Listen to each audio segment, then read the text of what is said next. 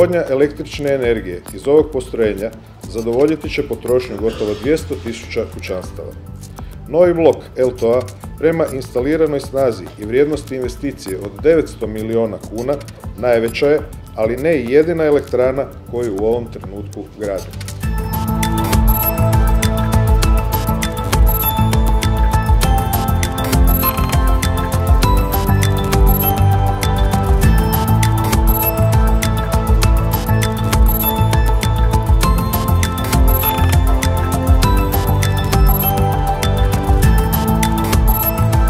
Završetak poslovne godine prigoda je u kojoj možemo ustvrditi da smo s ulaganjima u obnovljive izvore ove godine napravili najznačajniji iskorak u povijesti Hrvatske elektroprivredi i povijesti Hrvatske države.